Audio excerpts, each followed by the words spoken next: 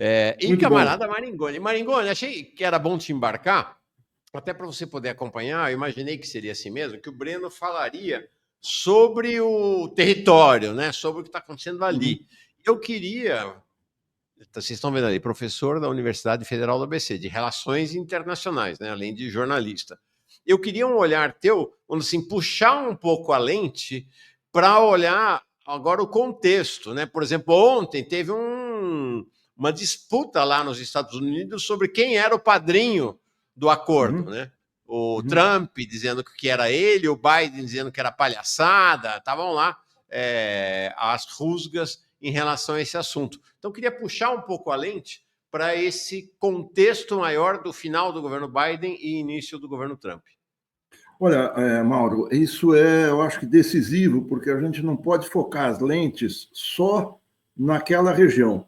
A questão palestina reapareceu essa agenda no cenário internacional em 7 de outubro de 2023. 7 de outubro. Até então, isso não existia, era um não tema na pauta. E, de repente, com a ação militar palestina em Israel, isso voltou com muita força na agenda internacional, mas com tanta força que ele interferiu na pauta da eleição americana. Vamos lembrar, o Netanyahu teve 2 vezes nos Estados Unidos, sendo recebido no Congresso, sendo recebido pelo Biden na Casa Branca, durante a campanha eleitoral. Qual foi a interferência além dessa, além da ligação quase umbilical de Washington com Tel Aviv? Foi que uma base social tendente a votar nos democratas, ou seja, uma base progressista, uma base de esquerda, uma base democrática, que estava contra o massacre palestino, tenderia a votar na Kamala Harris. Eram jovens que estavam na universidade, era uma parcela da intelectualidade progressista, era gente ativistas de movimentos antirracistas, que votariam na Kamala. E esse eleitorado, que não se sabe calcular exatamente quanto mas ele se descolou e possivelmente muito dessa parcela, deixou de votar pelas declarações da Kamala Harris pró-Israel. Ela não teve no Congresso, na última visita, já durante a campanha eleitoral do Netanyahu aos Estados Unidos, mas ela é casada com um ativista sionista, quer dizer, está colada na Kamala Harris a questão de Israel. E os democratas foi a administração Biden, que se colocou de maneira mais forte, com mais ênfase, em apoio a Israel. Então, isso provocou um desgaste da candidatura democrática. Não, é possível que não tenha sido o fator decisivo da derrota, mas pesou nessa disputa dentro dos Estados Unidos. Mauro, eu não sei se você caiu e se eu estou no ar. O que eu tenho aqui é que eu estou na transmissão, que eu estou, possivelmente, uma hora caiu, então eu vou continuar aqui. Estou aqui. Você está aí? Essa interferência interna é algo espantoso. Você tem um ato de política externa, você teve duas grandes questões de política externa que entraram na campanha americana, que foi a guerra, o massacre de Israel sobre os palestinos e a guerra na Ucrânia. De saída, o Trump já disse, desde o início da campanha, que ia sair fora dessa guerra, que estava se tornando um dreno de dólares que estavam fazendo falta dentro dos Estados Unidos para apoiar a Ucrânia. Ele falou, eu, chegando ao governo, vou sair da guerra. Então, essa pauta interna aos Estados Unidos foi muito forte. Agora, mais do que tudo, o que a gente está sentindo não, o que a gente está percebendo nos acontecimentos é que o Trump já começa a governar bem antes da posse, né? A posse é segunda-feira agora, a posse é dia 20. Mais ou menos um mês antes, desde antes do Natal, ele começa a se colocar na cena política internacional com muito peso, já presidente eleito, com aquele tweet um pouco antes do Natal, que é um tweet que ele coloca 3 pontos que muita gente considera bravata. Que os Estados Unidos querem comprar a Groenlândia, que os Estados Unidos querem retomar o Canal do Panamá, porque o Canal do Panamá está se tornando uma maneira do comércio chinês chegar às Américas com muito mais rapidez, com muito menor custo. O Canal do Panamá é um canal construído pelos Estados Unidos entre 1899 e 1904, quando ele foi inaugurado. Ele passou para a administração panamenha no final dos anos 70, de acordo com um acordo feito lá atrás. E o Trump quer retomar o canal, num ato imperial claro. E fala em incorporar o Canadá aos Estados Unidos. Essa incorporação do Canadá aos Estados Unidos tem a ver com a sua política protecionista, sua política de aumentar as tarifas de importação para impedir a concorrência com empresas americanas de produtos chineses. Não só chineses, mas produtos industrializados importados.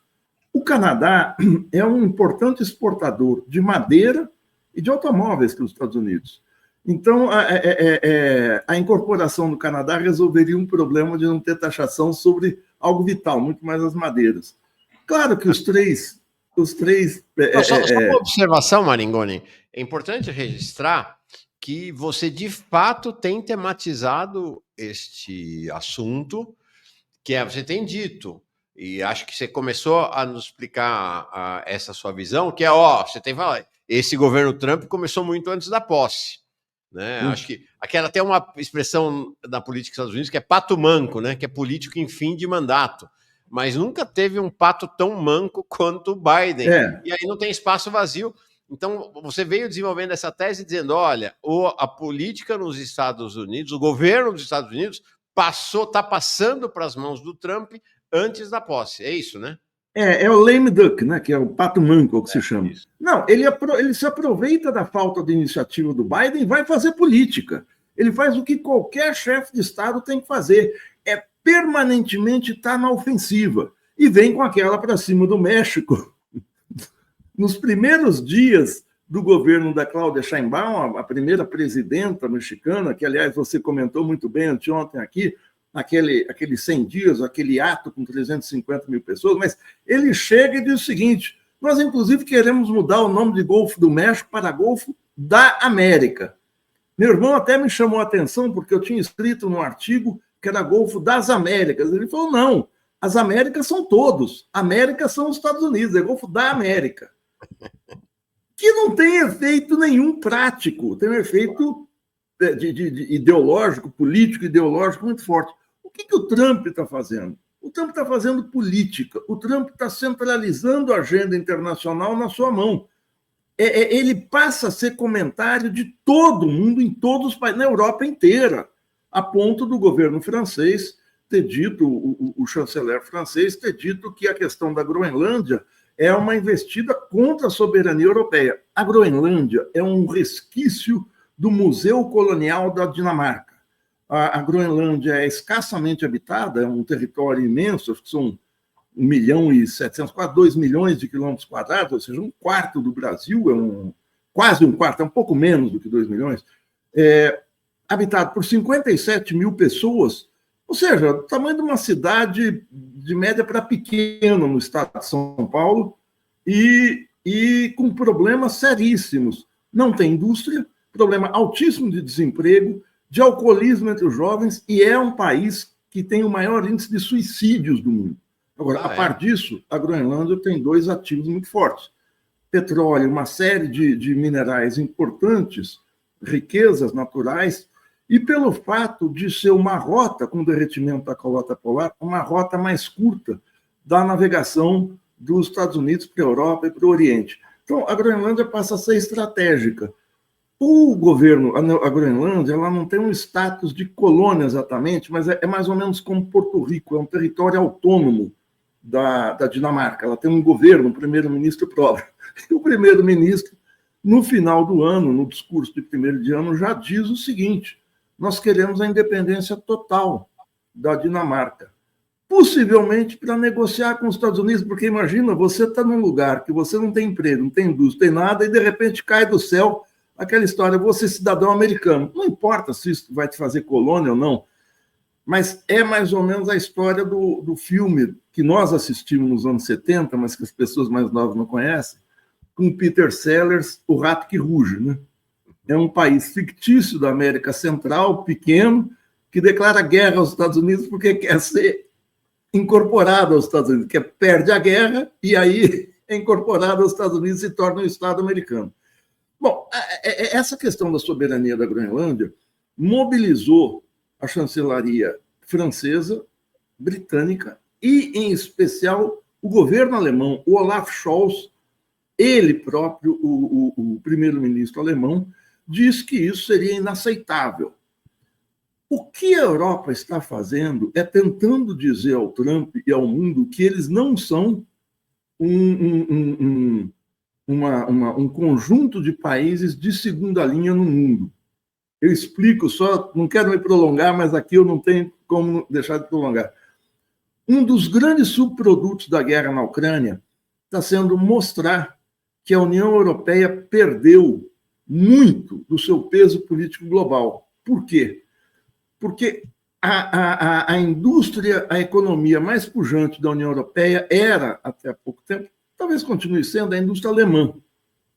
E ela tinha uma capacidade de produção, um alto desempenho, em especial porque tinha fonte de energia barata, de petróleo e gás. De onde vinha essa fonte de energia barata? Da Rússia. Tinha 2 gasodutos pelo Mar Báltico no norte, o Nord Stream 1 e o Nord Stream 2, que forneciam gás constante e barato à Alemanha. Com a guerra, esse fornecimento parou. Houve uma sabotagem e os gasodutos foram explodidos. A Alemanha entra em recessão, num processo muito sério de desindustrialização.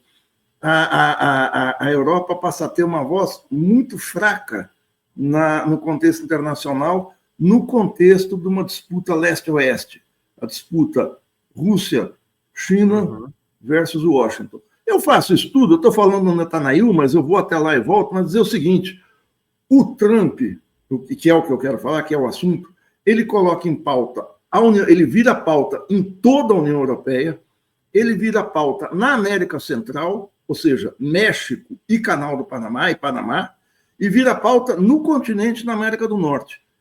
O Trump faz aquilo que qualquer governante tem que fazer, eu tenho que centralizar a agenda política. Eu mando no assunto a ser comentado no mundo, que é o oposto do que o governo brasileiro faz. O governo brasileiro entra na defensiva, o Trump entra na ofensiva. É muito importante, nesse episódio do PIX, embora ele não tenha relação direta alguma com os Estados Unidos, nesse episódio específico, mas ver 2 condutas de liderança. Uma vai para a ofensiva e a outra recua, sempre. Você nunca, governo, a principal tarefa política do governo, claro, é manter o poder, mas você mantém o poder estando sempre na ofensiva política. Ofensiva não quer dizer ofender os outros, ofensiva quer dizer eu estar sempre a cavaleiro, comandando a pauta, a agenda política de um país, de uma região ou do mundo, como está fazendo o Trump. Desculpa o voo que eu fiz, mas eu não tenho como não situar Israel dentro disso. Fantástico. Eu acho que você está sem som, Mauro. Não é? Você traz uma questão, além desse cenário maravilhoso que você faz para nós, você traz uma questão importante, né? Que não é velha como a Catedral da Sé, mas é dos anos 70 do século passado, do século XX, que é essa teoria da agenda setting, do agendamento. Né? Manda no cenário quem bota a agenda. Isso. E é o que você falou, é o que o Trump faz com maestria, desde sempre fez, e agora está fazendo, acho que está exercitando ao limite essa ideia de que a agenda é a dele. Ao contrário, o que faz Lula é o governo brasileiro, né? Não coloca agenda nenhuma para o país. Né? Eu acho que o Trump está dando um show. As pessoas falam, isso é bravata, ele não vai conseguir concretizar isso. Pouco importa se ele vai concretizar. Agora, o objetivo dele é agora, antes da posse, criar um ambiente global que o assunto é ele. É isso que ele quer. Ele está criando um ambiente global para a sua posse. Ele está preparando a festa. O que você faz? Quando você vai preparar uma festa da sua casa, você dá um tapa na pintura da sua casa, ou então disfarça, bota uma mesa em frente onde tem uma rachadura, lava as cortinas. Ele está fazendo isso, ele está preparando o ambiente para a festa de posse. Ele chega chegando. E nisso ele está corretíssimo. A gente tem que aprender com ele. Centraliza a agenda logo que chega, que é a exacerbação do que eu repito sempre, que quem inaugura isso, quem dá áreas de algum tipo de costume, não é de ciência, é o Franklin Delano Roosevelt em 1933, há mais de 90 anos. Ele chega ao governo em 33, no meio de uma crise brutal da economia mundial, crise de 29, e ele já coloca mais de 150 projetos de lei de infraestrutura, investimento, fontes de financiamento, construção de barragem, ferrovia, rotas aéreas, frentes de trabalho, enfim, programas sociais, programas de desenvolvimento, de emprego e tal, que as pessoas tomam um susto com aquilo. E ele toma ofensiva logo no início do governo, que é o que o Trump está fazendo. Algo ele que está o fazendo na Getúlio agenda, fez aqui. e ele faz isso na agenda internacional porque ele tem problemas internos, né? Ele está com alguns problemas internos sérios para resolver, então ele bota a agenda internacional para vibrar. Bom, vocês imaginam, segunda-feira é a posse do Trump, né? Os olhos do mundo vão estar voltados para a posse dele, né? Como não estiveram na posse do Biden, né? Apesar de os Estados Unidos ser a potência que o nível de interesse do mundo na posse do Trump é brutal. Deixa eu saudar aqui, está sendo muito saudado no nosso chat aqui. Ele, olha aqui, ó, que audiência qualificadíssima. Nosso Leandro Forte, salve. Grande Leandro.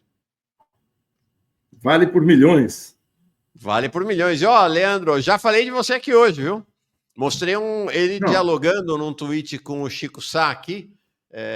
Já esteve na nossa agenda aqui hoje, agora está de novo. Né? Todo mundo aqui muito feliz com a presença dele e saudando o Leandro, que está aqui com a gente. Leandro faz falta nas telas. Isso faz. Aqueles editoriais dele pegando fogo. São antológicos, né? Antológicos, de fato, é isso aí. Bom, Leandro, se você ainda estiver por aí, fica com o nosso abracíssimo para você, um grande abraço, um grande abraço. Já tem até lobby aqui, né?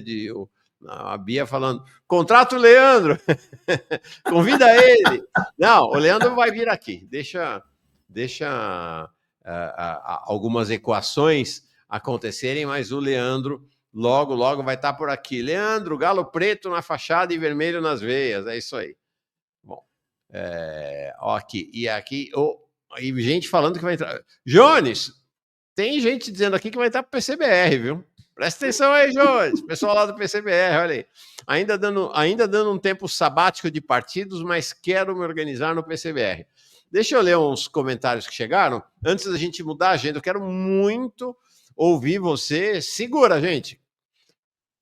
Este senhor aqui, esse jovem, opa. Este aqui. Nossa, tô mal. Ah, agora sim, acertei.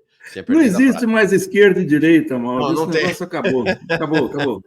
Esse nadador aqui, né? Ó, já falei de você também mais cedo. Falei dos comentários que você ouve no vestiário lá do Corinthians, do pessoal da faxina, do pessoal da manutenção. Só se fala de Pix lá, né? Foi o nosso tema aqui mais cedo. Mas deixa eu ler alguns chats. O Fichot The People convencendo os tios petistas sectários a dar uma chance para o Mauro em seu novo momento. Valeu, obrigado. Alberto Rocha Barros, uma pergunta que eu queria 2 minutinhos, não mais do que isso de prosa, para a gente poder vir para a agenda nacional, mas acho que vale a pergunta do Pedro Henrique Souza Jorge. E o Líbano, a chance de Israel sair? Como você vê isso? Aí é uma questão que Israel procurou fazer da guerra contra os palestinos uma guerra regional para atrair os Estados Unidos para o conflito. Essa situação no Líbano está bastante complicada. O Líbano está numa situação de defesa muito... com sua política militar, sua política de seu efetivo militar muito enfraquecido com esses ataques. Né? Isso pode ser possível no bojo da trégua, mas nada está definido, muito definido nessa saída de Israel do Líbano, não. Pelo menos até onde eu sei, né? Como a gente conversou aqui mais cedo, nem mesmo o acordo de paz está, de fato, totalmente consolidado, né? Vamos ter que esperar, vamos ver. Vamos lá, mais superchats que chegaram aqui. O Helder, olha aí, novos membros chegando. Olha quem mandou aqui um super sticker, uma amiga comum do Maringoni e minha, né? Uma pessoa com uma longa carreira na diplomacia brasileira, tá ela aqui, a Silvana Danlin. Um abração para você, Silvana. Grande abraço para ti. Lá de Nova York agora, Miriam Marques, nossa correspondente em Nova York. Alívio, a luta pela Palestina livre continua agora com a simpatia mundial. A Miriam Marques, ela participa do PSL, o Partido Socialista, pela Libertação, que é o partido marxista-leninista lá nos Estados Unidos. Ontem à noite ela foi para uma reunião lá de avaliação do acordo de paz. Ela é uma ativista grande. Olha essa história aqui. Gente com história. Leandro Soares. No início dos 2000, fui o único gaúcho que votou com Maringoni e Mauro Iazzi no Congresso da Articulação de Esquerda. Logo depois, saímos do PT. Estou sem partido desde então. Estávamos certos. Salve, camarada Maringoni. Leonardo, como é que vai você? Que saudade. Nós estamos numa disputa séria nessa questão partidária. Ontem o Mauro fez uma entrevista excepcional com a Fernanda Melchiona, em que ela fala desse problema no PSOL. O PSOL tem uma ala mais à esquerda e tem uma maioria governista. Como é que vai ficar isso no futuro? É a disputa política que vai definir. Mas eu recomendo muito, se você não viu, Leonardo, assistir essa entrevista do Mauro ontem com a Fernanda. Sim. Não, e vou colocar no ar, eu e Jones, um recorte da Fernanda, que a gente ainda não colocou, dela falando sobre a esquerda radical. Tem gente que prefere falar em esquerda combativa, a esquerda revolucionária. Ela tem uma fala bem impactante dela em relação a essa unidade estratégica na esquerda radical. Lá no PSOL, ela fala do MES, né, que é a tendência dela, da Sâmia, do Glauber e outras pessoas no PSOL, fala do PCBR, fala da UP e fala de gente que está aí, está fora dos partidos, né, mas que compõe esse universo aí da chamada esquerda. E você, Mauro, só para um adendo, você me parece que marcou de entrevistar o Milton Temer, que é um Sim, quinta que vem, mestre Milton Temer. Isso. Fundamental. Que está nessa disputa.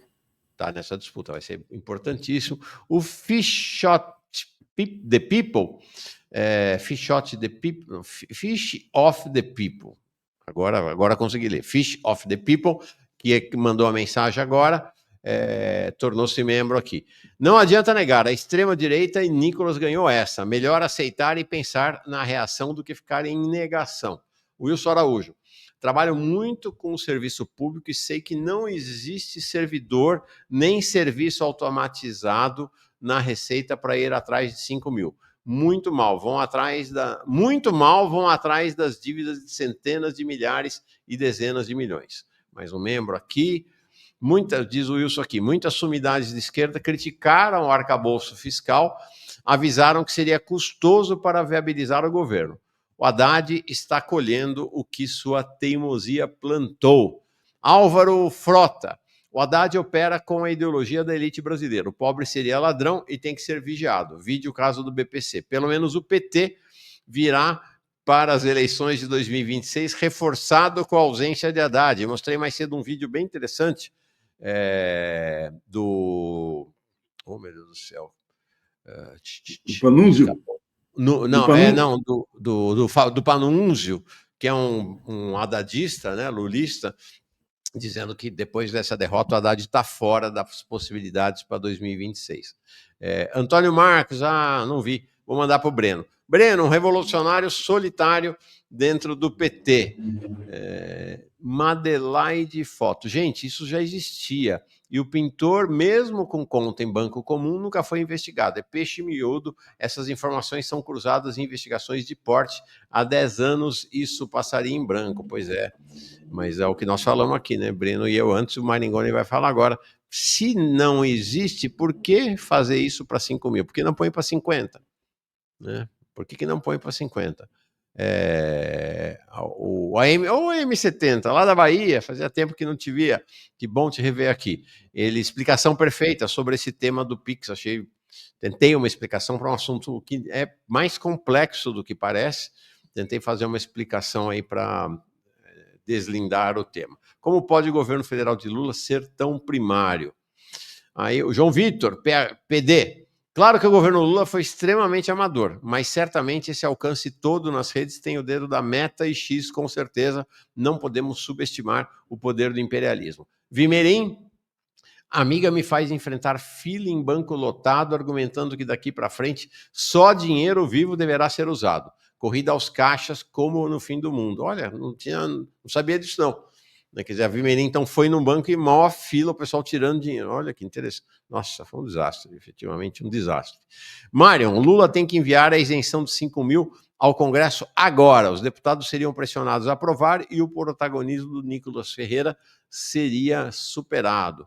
Bom, é isso. Deixa eu ver aqui. Almir Bastos, a evolução exponencial da inteligência artificial sendo usada no cruzamento de dados dos contribuintes é o maior receio. Isso aí. Né? Essa é uma questão que o Almir traz aqui. Não ia atrás dos pequenos, porque não tinha estrutura, mas não existia inteligência artificial. Agora existe, né? Com capacidade de operar com grandes massas de dados. Ficou claro, Silvano, aqui, que o governo ficou perdido ao lidar com a crise e saiu atirando um monte de coisa até perder a proposta. Cadê a articulação a governo? Bom, você escreveu um texto ontem, Maringoni, sob o título Sem proposta positiva imediata, recuo no Pix vai piorar as coisas. Então, queria uma avaliação tua sobre esse episódio, aparentemente encerrado agora, dessa tragédia do Pix, do ponto de vista político para o governo. Bom, Mauro, você falou antes, eu não sei se foi você ou o Breno, antes de eu entrar, que essa derrota do governo talvez tenha sido, do ponto de vista da população, a maior derrota que o governo sofreu desde o início, desde 25 meses atrás, quando o governo tomou posse, 24, 25 meses, ou seja, nesses 2 anos. O governo tomou a única medida que poderia diante desse volume de ataques que estava sofrendo. Eu só quero fazer um parênteses, porque o governo está dizendo que foi fake news o que o Nicolas Ferreira fez. Mas se a gente olhar as intervenções do Nicolas Ferreira nos últimos 2, 3 dias, ele começa falando que o governo ia taxar. E depois, alertado, não sei por quem, ele muda e diz o seguinte: não vai haver taxação. Mas isso não quer dizer que esse governo não vai usar esses dados para taxar. Ou seja, ele está evitando ser processado por difundir mentiras. Ele foi muito esperto nisso. Essa sutileza é muito importante. Ele propagou o medo de que o governo poderá fazer alguma coisa. Por que ele faz isso? Porque o governo, nesses 25 meses, criou uma situação de insegurança, de incerteza, não é insegurança para o investidor, de insegurança na população por conta do arcabouço fiscal. Questões que vão e vêm, que vão ser colocadas ou não vão. O governo tem uma grande diretriz que emana do Ministério da Fazenda, que é fazer um ajuste fiscal muito pesado com o arcabouço, cortar gastos, reduzir o orçamento de ministérios, reduzir serviços públicos.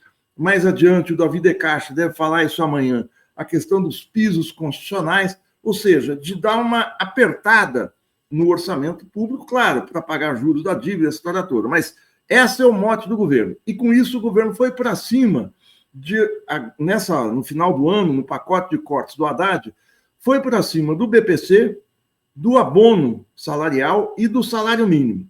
E faz aquela desastrosa mensagem em cadeia de rádio e televisão que o Mauro tem sempre alertado, que foi desastrosa, em que o Haddad começa falando da isenção fiscal para quem ganha até 5 mil e taxação de quem ganha acima de 50 e manda a matéria para o Congresso. Manda qual matéria? Só os cortes. A primeira parte da isenção não manda. E nos cortes o governo recua uma das questões do BPC, que é cortar o benefício para quem tem outra pessoa em casa ganhando BCC ou ganhando Bolsa Família, ou seja, dá uma restringida na concessão desse direito, que já é um direito. Quando o governo faz isso, ele semeia uma insegurança, 2 inseguranças. Quais? Uma do Haddad ter falado uma coisa na TV, que tudo era uma coisa só, isenção de imposto mais os cortes, e a segunda recua no BPC e fica acusando os seus inimigos de terem pretendido acabar com o BPC. Isso cria uma confusão entre a opinião pública, entre outras que ele já criou antes, como a taxação das brusinhas lá atrás, o imposto de importação acima de compras de $50 de produtos chineses e tal. Esse vai e vem gera um ambiente propício para propagação de boatos. Quando vem essa história de se vai taxar ou não, o que pega é a pior versão, justamente por causa do ambiente de insegurança. E nisso, Quando o governo, e o Breno explicou muito bem, eles tomaram uma medida política como se fosse uma medida tecnocrática, quando o estrago está feito, o governo, qual é a opção que o governo tem? A opção que o governo tem é recuar. Só que o recuo tem um preço brutal. Porque se o governo está acusando a oposição de extrema-direita de difundir fake news, pela lógica, ele não tem que recuar. Ele tem que ir para cima e dizer, olha, isso é mentira, eu vou manter a medida. Quando ele recua, implicitamente ele está admitindo que não eram fake news, que eram verdadeiras. Ou seja, a sua ação nega o seu próprio discurso. Não sei se eu me faço entender. Ele nega o que ele está falando. Quando ele recua, se o estrago está feito, isso quer dizer o seguinte: o apoio que o Lula tinha numa vasta parcela da população se perde. O Lula torra ontem e anteontem grande parte da confiança despertada na população na sua eleição. Isso as próximas pesquisas vão aferir. Eu não quero arriscar dizer quanto ele vai perder, mas que perde, perde. Ele poderia ter uma vacina contra isso, anunciando uma medida bombástica pró-população pobre. Eu não sei exatamente qual é, eu listei 3, pelo menos. Mandar para o Congresso um projeto acabando com a escala 6x1. Por quê? Porque no final do ano houve uma mobilização, o começo de uma mobilização de massa contra a escala 6x1, ou seja, é algo que atinge uma população de baixa renda muito positivamente, ele acabar com essa escala. A segunda seria mandar o projeto, mas com força, para o Congresso, isentando o imposto de renda até 5 mil, e quando eu digo com força, é fazendo o que ele fez para aprovar os cortes. Rede de televisão, vai para o Congresso, recebe Arthur Lira, articula, não faça burocraticamente. Ou alguma outra, de concedendo subsídio para a cesta básica, alguma coisa que impacte a inflação de alimentos, que está muito séria.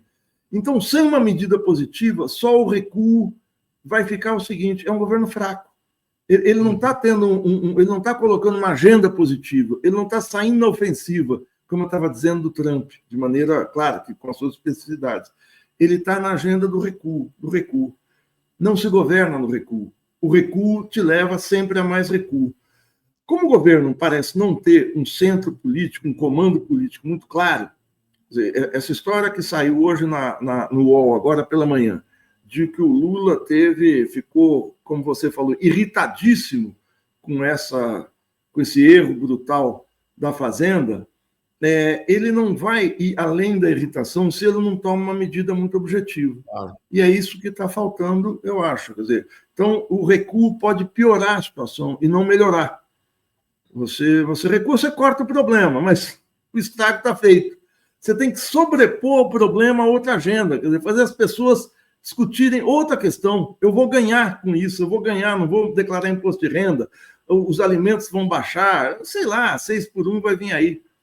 Como o governo, desde o início do ano passado, não coloca claramente agendas positivas, ele começa a perder.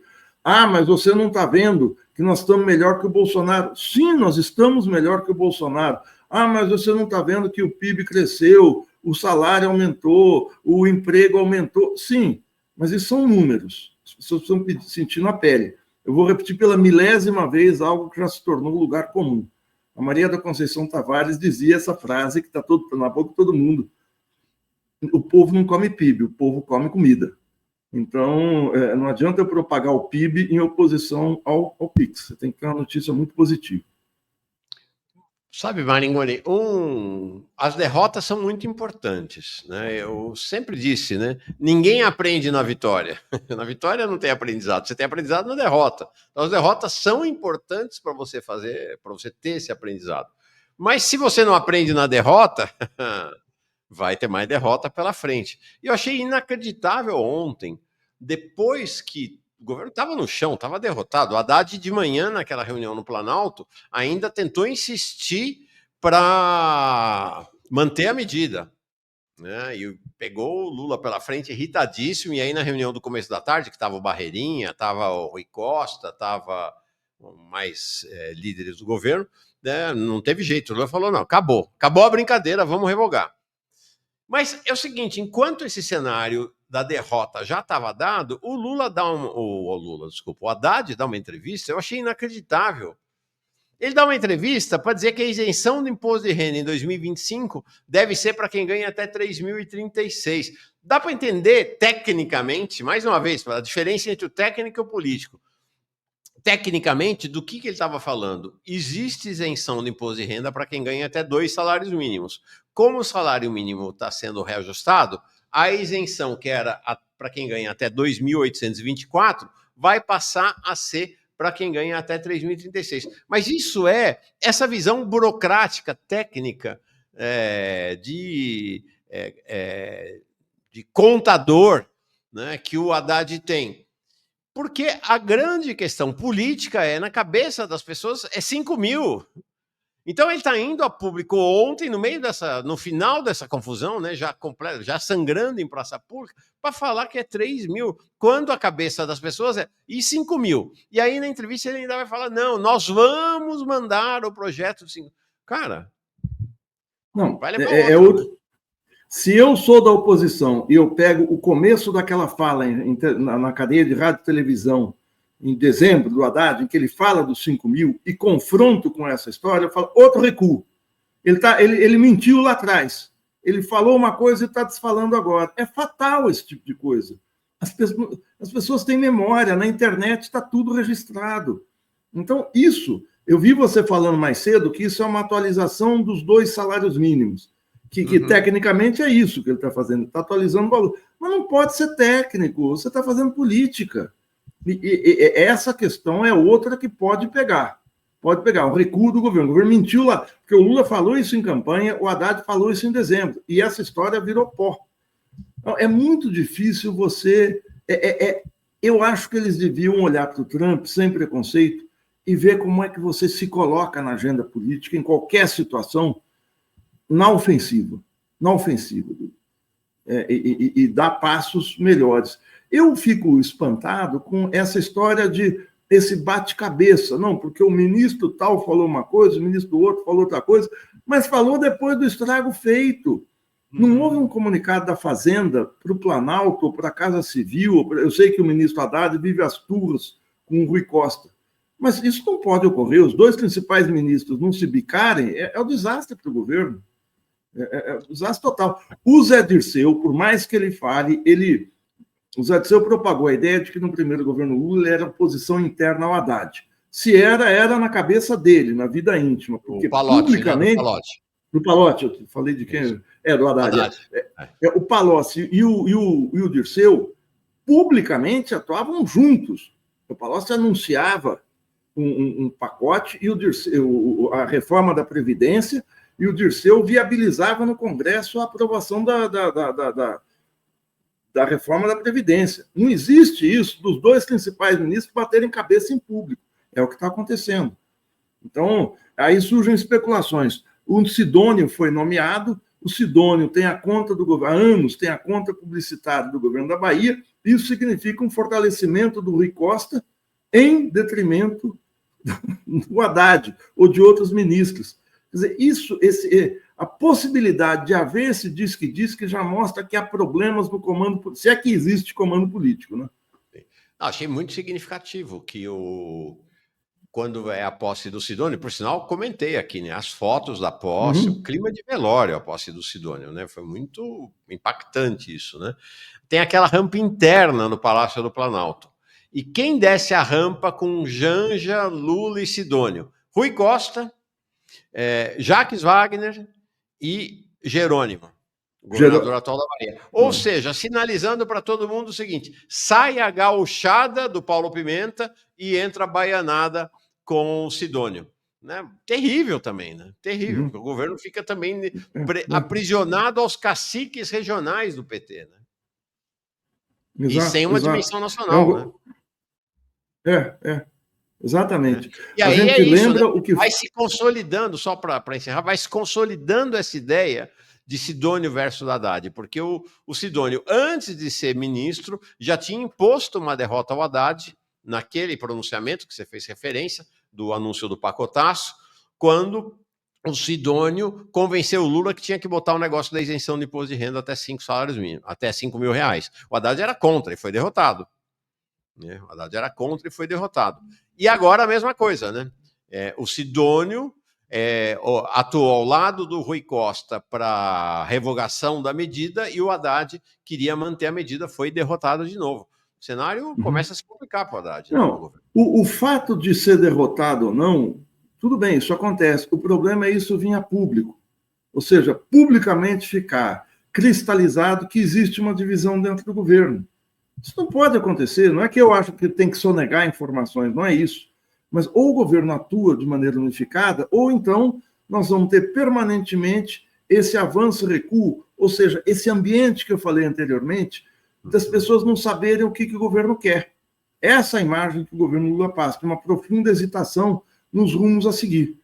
E eu acho que isso se dá porque o governo criou para si, na matriz disso, tal arcabouço fiscal. Um amigo me falou, agora, de madrugada, a gente conversou, mas tudo para você é o ajuste fiscal. Não é que tudo é o ajuste fiscal, é que o ajuste fiscal determina uma política de falta de investimento em toda a linha no governo. E ele acaba determinando a inação do governo, não é a ação do governo.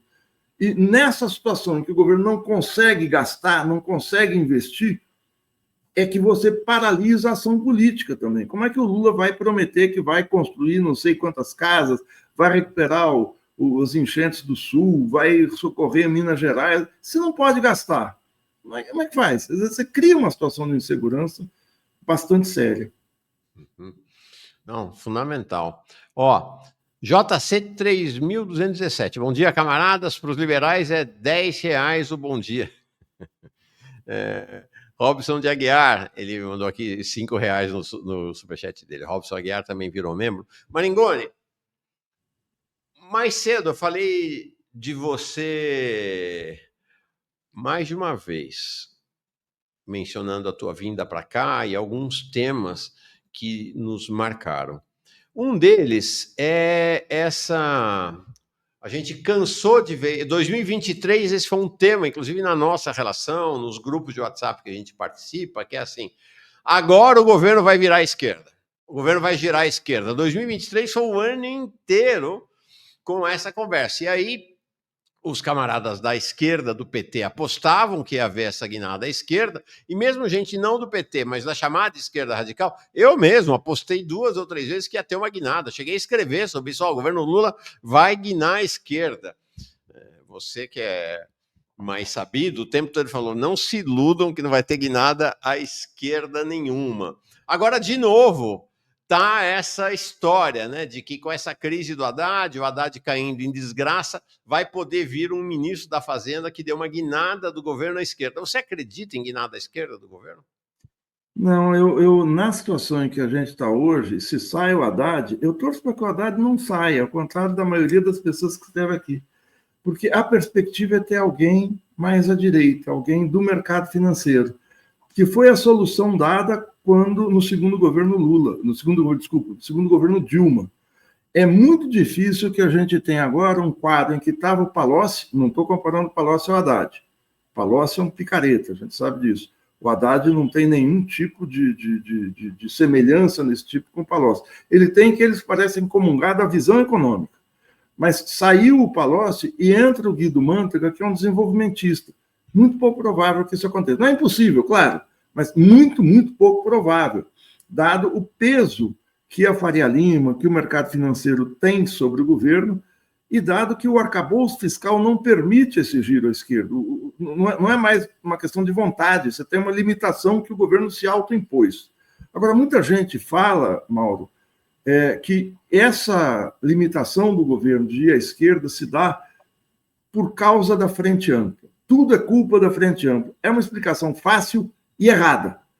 Pelo seguinte, a Frente Ampla, ou seja, incorporar setores da direita, Simone Tebet, Geraldo Alckmin e outros, foi fundamental para o governo, para a campanha do Lula ganhar setores expressivos da burguesia brasileira do mercado financeiro. Vamos lembrar, antes da campanha, o manifesto lançado, pouco antes, algumas semanas antes da eleição, pelo Malan, pelo Armínio Fraga, pelo André Lara Rezende, e eu não me lembro, pelo 4º membro importante do governo Fernando Henrique, que era uma sinalização de que o sistema financeiro deveria votar no Lula, deveria embarcar no Lula. Isso aconteceu. Houve um racha na Faria Lima, houve um racha no empresariado e parte veio para o Lula. Houve um apoio tácito da Casa Branca, que fez 3 alertas ao longo de 2022 contra um possível golpe militar no Brasil. Então, se constituiu uma frente de apoios muito, muito ampla. Isso foi correto. Agora, quando a gente vê a montagem do governo, claro que um governo eleito com esse espectro não poderia fazer grandes coisas, eu não tinha muita ilusão. Mas os primeiros ministros que o Lula nomeia não são indicados pelo Centrão ou pelo mercado financeiro. O Lula, vamos lembrar, ele indica, a primeira indicação, alguns dias depois da eleição, ele indica 5 ministros, vamos ver se eu lembro de todos. Ele indica o Mauro Vieira, que é um homem de direita para o Itamaraty, não sei por que indicou o Mauro Vieira, é um homem que teve um comportamento muito ruim durante o golpe da Dilma, ele saudou o Serra, ele teve um cargo muito importante no governo golpista do Temer, que foi a representação brasileira na ONU. Ele nomeou o José Múcio, olha só, o Múcio não é indicação de nenhum partido, é indicação pessoal do Lula, e o Lula argumentou que ele é meu amigo. O Flávio Dino, que foi uma escolha pessoal do Lula, o Fernando Haddad, eu não lembro agora quem é o quinto, mas é um desses, eu não sei se você se lembra aí, mas assim, são escolhas pessoais do Lula nos postos chaves da administração. Ele é um quinto importante também, que acho que está aí até hoje. É o Haddad, o Dino, se alguns dos nossos internautas... o Leandro Fortes, abraço a velha guarda, não, a guarda experiente, Leandro. Velha, não. Bom, mas enfim, o que eu quero dizer é que o núcleo inicial do governo são indicações do Lula, não são indicações do Centrão, não é o Alexandre Silveira, não é o Juscelino, não é imposição de ninguém. Pergunta aqui se foi a Anísia. Acho que não, será? Acho que não. Não sei, pode ser, mas a Anísia é uma indicação do Lula. Aliás, é uma boa indicação, apesar dos ataques que ela sofre.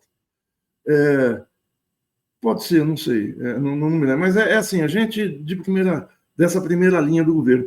Então, se o Lula escolheu já, não estou colocando, tirando o Dino, luminares da direita brasileira, ninguém acha que o Múcio é um cara de esquerda, um homem criado na arena. Ninguém acha que o Mauro Vieira, que é um burocrata apagado do Itamaraty, seja um giro à esquerda.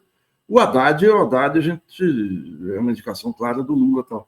Então, o Lula montou o núcleo do governo com seus, aliás, todos homens. Eu me lembro, não foi a Anísia, porque na época houve essa declaração que era o Rui Costa, exatamente. Costa, tá aqui, Rui Jones Costa, Manuel exatamente. Aqui. Jones Manuel nos salva. Jones Manuel e Google, sempre os dois... Então, esses ministros são o núcleo do governo de indicação do Lula, a articulação política é Lula, o Padilha é Lula, o Pimenta foi Lula, para não falar dos ministérios da área social, povos indígenas, mulheres, igualdade racial, então não tem essa história aqui à frente ampla.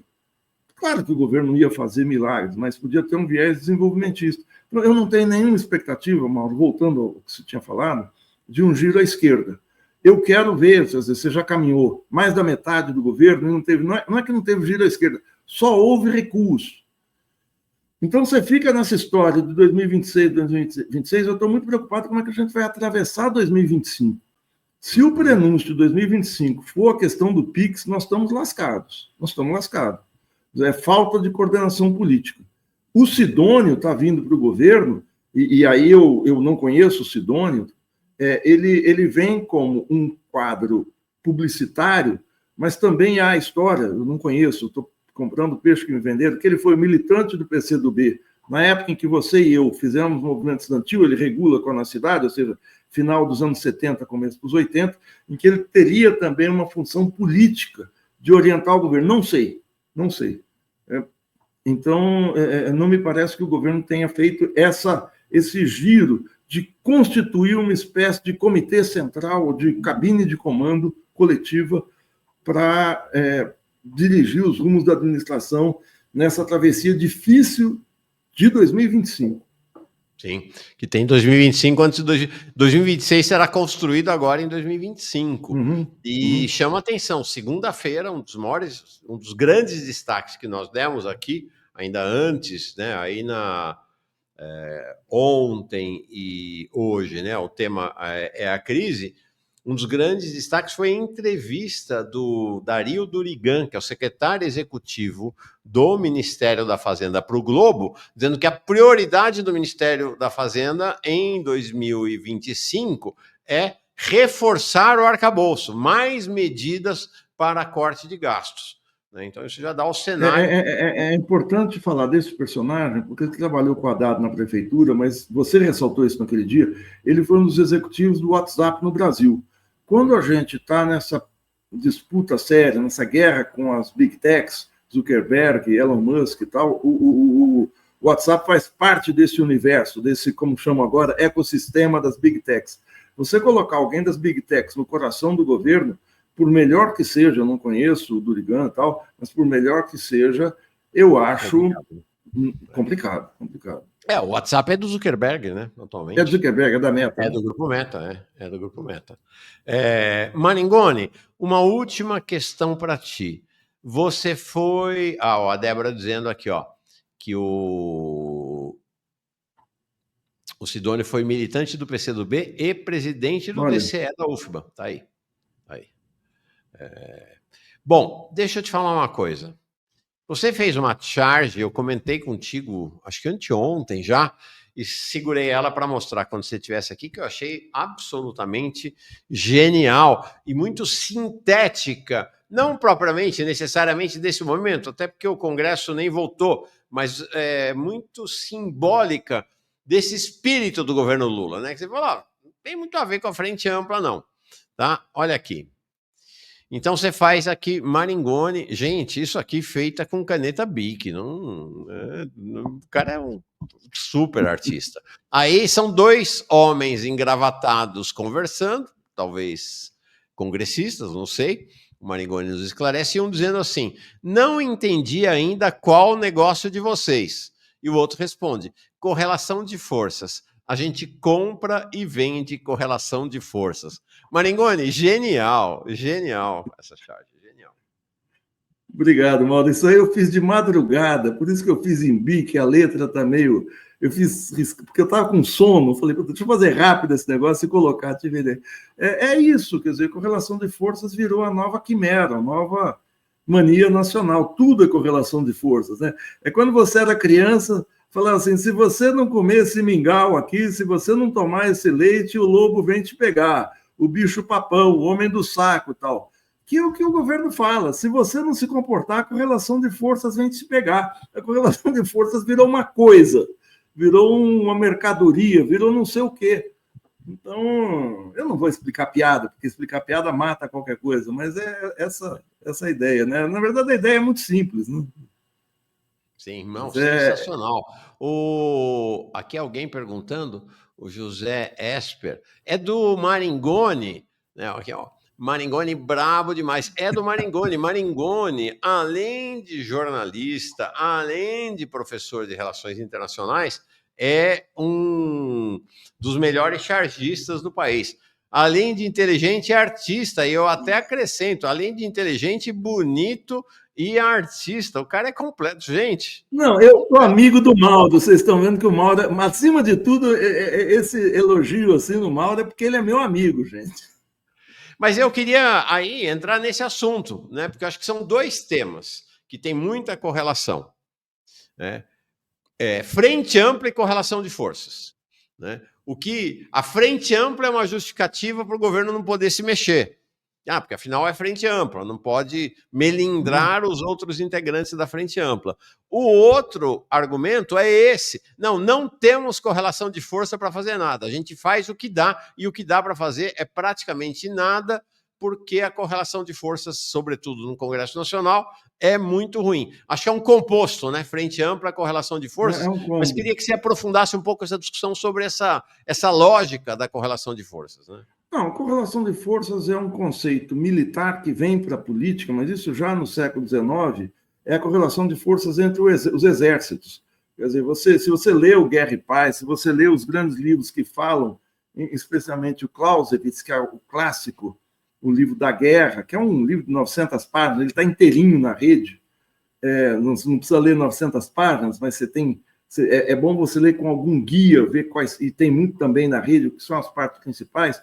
Os exércitos, antes de entrar numa batalha, procuravam ter o máximo de informação sobre o exército inimigo para ver qual é a força que cada um tinha. É correlação ou balanço de forças, ou comparação de forças. Você só entra numa batalha se você tem expectativa de vencer, de ganhar. Mas, ao mesmo tempo, a correlação de forças não é algo externo, seja ao seu exército, seja ao seu partido, seja à sua coalizão. Você vai testar a correlação de forças entrando em conflito, muitas vezes. Tem situações em que a situação está equilibrada e você bota o pé na porta e, às vezes, você leva.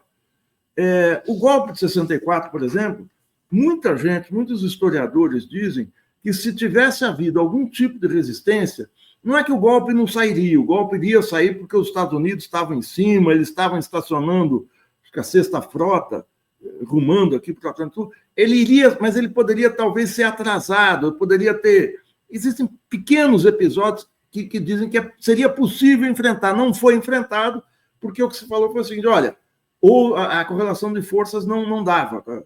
Então, a correlação de forças não é algo que você olhe de fora, você olha testando. Eu coloco em votação uma determinada matéria no Congresso e vamos ver. O governo, por exemplo, num caso agora, em junho de 2024, que foi a questão daquela PEC do estupro, PL, desculpem, do estupro, que aquele parlamentar do Paraná, eu não me lembro o nome dele agora, colocou, que agora o governo recuou, agora no final do ano, que são casos de estupro que estão na lei, quer dizer, caso de estupro, caso de gravidez por estupro ou por má formação, o aborto é legal. E um deputado do Paraná quis acabar com essa questão que estava na lei. E o governo sequer entrou em confronto. O líder da bancada, na época, o líder da bancada do governo, que era o Zé Guimarães, não quis entrar nessa pendenga. O governo ficou mudo. E aí o movimento feminista, o movimento de mulheres do Brasil inteiro, vocês se lembram, foi às ruas e o Lira retirou isso de pauta diante da força das ruas. Ou seja, o que inicialmente era considerado pelo governo um tema tabu, aborto, não havia correlação de força da sociedade para enfrentar, foi enfrentado e de uma maneira épica, porque o Lira recuou e tirou da pauta. E o governo não capitalizou isso, ou seja, mudou a correlação de forças. Quando o governo relaxa nisso, o governo, agora no final de ano, no CONANDA, nesse não me lembro agora, o Comitê de Direitos Humanos, recua nessa posição. Então, correlação de força é algo mutável, é algo que depende da sua intervenção, ou seja, faz parte da dialética da política, ação e reação, para ver onde é que eu chego. É assim que se constrói a disputa política, é enfrentando, botando o pé na porta. Não existe um correlômetro, eu queria muito que tivesse um aplicativo no meu celular, um correlômetro de forças que eu aplicasse aqui e disse, vou ganhar ou vou perder. E aí, pimba, sai o resultado. Não existe. Isso eu tenho que botar o pé na porta, eu tenho que enfrentar para ver no que dá. É claro, você estava falando... Não, perfeito. Desculpe. Você estava falando e me veio à cabeça algo que o Newey também veio à cabeça dele. Que é isso. Se o Brizola desse bola para essa conversa fiada de correlação de forças, o golpe não tinha sido em 64, tinha sido em 61. Porque do ponto de vista dessa lógica da correlação de forças como um retrato na parede, congelado, né, e não algo dinâmico, em 61, o golpe já devia ter dado certo. O Brizola, com a campanha da legalidade, evitou, né? Brizola atrasou em 6 anos, venceu a Marinha, o Exército e a Aeronáutica sozinho em 61, mobilizou o Terceiro Exército e ameaçou marchar até Brasília para destituir o golpe caso acontecesse. Esse exemplo é fantástico, né?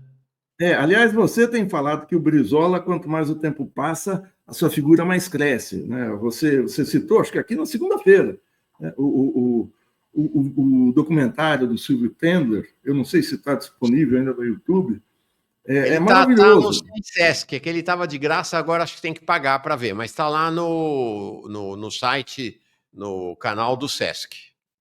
Mas logo deve estar, porque o Silvio Tendler é muito generoso, toda a obra dele, inclusive o Django, que é o grande filme dele, feito em 84, está de graça no YouTube em HD, ou seja, em alta resolução. Porque é isso, o Brizola mostrou o que é correlação de forças. Ele tinha tudo contra si. Tinha todo o exército, aparentemente, tinha todo o exército, todas as forças armadas contra si. Quando ele começa a agir, eu não lembro se era o terceiro exército no Rio Grande do Sul, qual era? Lá no Rio Grande do Sul era o terceiro exército, acho que naquela época. O terceiro exército adere ao Brizola, é uma coisa impressionante. Você vê os documentários, né? E aí os cadetes da aeronáutica, quando a aeronáutica não adere, né, a região militar lá do Rio Grande do Sul, eles queriam bombardear o Palácio Piratini. Na madrugada, os cadetes da aeronáutica vão com faca de cozinha e cortam os pneus dos aviões e eles não podem correr a pista, não podem decolar. Então, você tem uma... A disputa política é isso. Na disputa de correlação de forças, uma série de atores ou uma série de personagens começa a entrar. O comandante do Terceiro Exército não estava previsto que ele fosse aderiu. Os cadetes da aeronáutica, ninguém sabia direito o que eles iam fazer. Eles tomam a iniciativa de aderir. Então, como essa questão das mulheres, ninguém esperava que o movimento feminista, feminino de norte a sul, ia fazer o barulho que fez, e fez. Então, a charge tem isso. Muitas vezes a pessoa considera a correlação de forças como algo estático, como uma xícara, como um celular, como uma coisa. Então, eu compro e vendo correlação de forças é porque eu transaciono essa mercadoria que é correlação de forças, essa visão caricata do que é o balanço de forças entre dois exércitos, entre duas forças políticas, enfim, entre dois oponentes. Lucas Kunzler, campanha pela legalidade foi algo lindo mesmo, lembro de estudar na escola. Cida Vieira aqui, eu estava vendo aqui, de fato era o terceiro exército mesmo, você tem razão, ela mandando um super sticker, era o comandante, o general Machado Lopes, meu parente, Machado Lopes, claro. que rompe com os seus superiores e se alia a Brizola. Eu não sei. Agora, e do lado de lá, a mesma coisa, o Maringoni, essa questão que você falou é verdade. Se o Olímpio... Não, quem era o general? A vaca fardada, o Olímpio Mourão. Ele desce de Juiz de Fora. Tem um episódio, não sei se você tem tempo, Mauro, 2 minutinhos. Tem um episódio emocionante do golpe. Isso não iria evitar o golpe, é preciso dizer, não iria evitar. Mas o golpe se concretiza no Rio de Janeiro quando, na madrugada de 31 de março de 64, isso o Milton Temer, que estava lá, que foi testemunho ocular da história, pode falar, porque ele conheceu os personagens. Ele sai da região da base militar, não me lembro o que é, de Juiz de Fora. Juiz de Fora fica a 1 hora e pouco do Rio de Janeiro, no Alto da Serra. E desce com uma coluna de blindados e de caminhões, com uma série de recrutas, de cabos, de soldados muito jovens, numa coluna desce a serra, desce a rodovia, em direção ao Rio de Janeiro, e o que ele vai fazer no dia seguinte é desfilar com os tanques ali pelo centro do Rio de Janeiro. Quando a base de Santa Cruz, que fica no Rio de Janeiro, fica na cercania do Rio de Janeiro na época, era comandada pelo brigadeiro Teixeira, que era incrível. O brigadeiro Teixeira era comunista, era do PCB. E ele, um dos principais quadros da base, não me lembro que função tinha, era o Rui, oh meu Deus, herói da Segunda Guerra Mundial, o amigo do Milton Temer também. Agora eu não vou lembrar, o Rui, o sobrenome dele, alguém aí, socorro. Ele decola com um avião de observação naquela noite e vê a coluna do Mourão descendo. E ele dá 2 rasantes em cima da coluna, na cabeça da coluna e no fim da coluna. E tem uma dispersão, porque aqueles soldados não estavam preparados para combate nenhum. Eles pulam para o barranco, pulam, saem fora tal. E aí o piloto Rui, eu já lembro o nome dele, ele volta para a base e pede para o brigadeiro Teixeira para decolar com um avião com algum armamento, com alguns mísseis, que ele não queria atingir ninguém, ele queria bombardear a estrada no início da coluna e o final da coluna. Ele faria um estrago na estrada e cercaria a coluna e pararia essa pataquada do golpe. O brigadeiro Teixeira consulta o Jango. O Jango disse, não, eu não quero enfrentamento. E aí ele não faz isso. Isso evitaria o golpe? Possivelmente não. Mas criaria tal confusão do outro lado que poderia gerar... Porque, pelo que o Hélio Gaspari fala nos livros dele, Na Ditadura Envergonhada, no primeiro volume, eles não tinham certeza de que iam vencer essa primeira investida. Então, Rui Moreira Lima. O Rui Moreira Lima, que é herói da aviação brasileira, herói de guerra, várias missões na Itália, e ele, por força dessa oposição dele ao golpe, ele é preso, humilhado, tal, já era um homem de seus 40 e poucos anos. Então, ele tentou também dar uma forçada na correlação de forças. Ali ele não teve apoio do Jango, mas em 61 houve essa... Ou seja, é sempre o seguinte, a lição que fica é preciso botar o pé na porta, senão a gente não anda, não caminha. Não, e isso vale para o lado de lá também, né? Sim. O Olímpio Mourão, se talvez ele fizesse uma análise fria da correlação de forças, porque e quando ele sai de Juiz de Fora, Maringoni, ele não tinha o apoio da maioria das Forças Armadas. Não. O apoio vai crescendo na medida em que ele se põe a campo. Né? A adesão da maioria das Forças Armadas ao golpe é posterior à iniciativa. Não é que teve assim, importante dizer, não teve uma reunião dos golpistas, dos militares golpistas com o Olímpio lá em Juiz de Fora ou em qualquer outro lugar para decidir que ele ia tomar aquela iniciativa. Não teve. Ele vai lá e toma. E os outros aderem, porque é uma característica, inclusive, militar brasileira. Militar brasileiro só entra em batalha que ele vai ganhar. Claro. Né? Então você vê, por exemplo, o general que agora acham que é um herói aí, né? O Melo Freire. O Melo Freire, que era o comandante do exército no governo Bolsonaro e que ficou quieto ali durante a articulação do golpe. Por que é que ele ficou quieto? Gente, não vamos ser bobo e boba. Ele ficou quieto porque ele estava esperando para ver para que lado ia. Se o golpe fosse para a rua e fosse vitorioso, alguém duvida que ele teria aderido ao golpe? Como não foi vitorioso, ele agora está ficando como o herói que evitou o golpe. Evitou coisa nenhuma, né? O que o Trump está fazendo é testando a correlação de forças no mundo. Ele está jogando uma série de coisas, é Groenlândia, é México, é Canadá, é Canal do Panamá. Vamos ver o que cola. Se colar, colou. Mas enquanto não tem o colar, colou, ele já está na ofensiva. Ele arranja outra coisa, para ficar sempre na ofensiva. Sim. Então, é aí que você faz política dessa maneira, a maneira... A falar imprudente, não é imprudente, isso é maneira prudente. Eu boto o inimigo, boto o adversário, o oponente, ou até os aliados, sempre em posição de se preparar para alguma coisa que vem. Eu não sei o que vai acontecer, mas algo vem. Esse algo vem é como você está testando a correlação de força, coisa que ele está fazendo a quente agora. É isso aí. Selvagem dizendo aqui, carecemos de punição dura para os milicos do 8 de janeiro. Vai ser um tema... para nós em breve, com o mestre Manuel Domingos e o jovem Pedro Marim, dois dos maiores especialistas na questão militar aqui. Rafael fala uma outra coisa, é isso aí. Imagina se Cuba pensasse em correlação de forças. Pois é, tinha se entregue, ó, tá aqui, Estados Unidos, né? Leva. Não, imagine se o Fidel, quando ele em 56, ele cruza ali o Mar do Caribe com o Grama.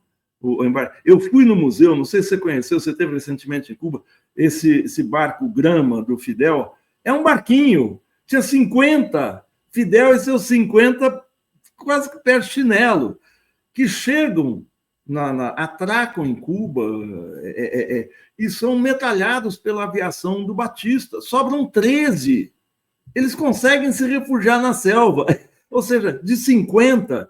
eles ficam com 26%, eles perdem 3/4 do seu efetivo e vão para frente. Imagina se isso é plausível. Imagina se o Fidel tivesse reunido o pessoal ali no meio do mato e falado, gente, olha, a correlação de forças não dá, não vai ser possível. Vamos Imagina o Fidel numa reunião com a cúpula do PT e do governo Lula. Ai, meu Deus do céu, não dá. Pois é. O Robson diz aqui, Tragédia para a esquerda, Brizola não ter ido para o segundo turno contra o Collor em 1989. O Mauro se tornou um brisolista depois de experiente, né? Depois de Quem? velho. Eu? Você se tornou. Você tem falado do Acho que Brizola todos muito nós, justamente. né? Acho que todos nós, né? Não que tenhamos nos tornado brizolistas, mas a relevância, o peso, a liderança do Brizola. Né? Não que o Brizola não fosse alguém imerso nas contradições dele, também Claro. nas alianças e tal, mas assim, a relevância do Brizola é algo que quanto mais passa o tempo no Brasil, mais vai ficando patente para a esquerda brasileira. Né? Teria a ver com o Silvio Tendler se ele não permitiria que o canal projetasse uma vez o filme. Seria muito interessante. Então, eu vou chamar o Silvio Tendler. Devo falar que tá na minha agenda aqui, falar com ele hoje, para ver se ele vem dar uma entrevista sobre o filme. E aí, se ele autoriza a gente passar pelo menos trechos do filme aqui. O filme é sensacional, tocante, sobre a trajetória do Brizola. Muito bom. O Sérgio Alves pergunta aqui se terá sido o comandante Sérgio Macaco. Não, você já é o Rui, né? O que pilotou o avião lá. O Rui Moreira Lima. Aliás, procurem no Google Rui Moreira Lima para vocês verem como as Forças Armadas produziram heróis com H maiúsculo. O Sérgio Macaco é outro. O Brigadeiro Teixeira é outro. Era pai do Aloysio Teixeira, falecido Aloysio Teixeira, que foi reitor da UFRJ. Ou seja, é gente de muito peso político, moral, de estatura gigantesca que o Brasil tem. O Rui Moreira Lima é impressionante o desempenho dele na Itália, na Segunda Guerra Mundial. É gente que lutou contra... São os poucos militares brasileiros que foram para a guerra numa situação de correlação de forças desfavorável. É isso aí. Gilberto Maringoni, mestre, jornalista, professor de Relações Internacionais da Federal do ABC. Camarada, muito obrigado. Você vai voltar muitas e muitas vezes aqui, Maringoni. Mauro, eu te agradeço imensamente. Eu te parabenizo por essa ousadia. Você e o Jones se tornaram hoje referências políticas, jornalísticas, informativas, e especialmente por se colocarem como claramente de esquerda, sem que isso represente um estreitamento de coisa alguma. E sempre pensando nisso. A gente fala do governo Lula, eu quero que o governo mude, porque evidentemente é melhor que o Bolsonaro. Agora, do jeito que está, fica difícil. Acho que vocês cumprem um papel fundamental nessa quadra difícil da vida brasileira. Parabéns e muito obrigado pelo convite.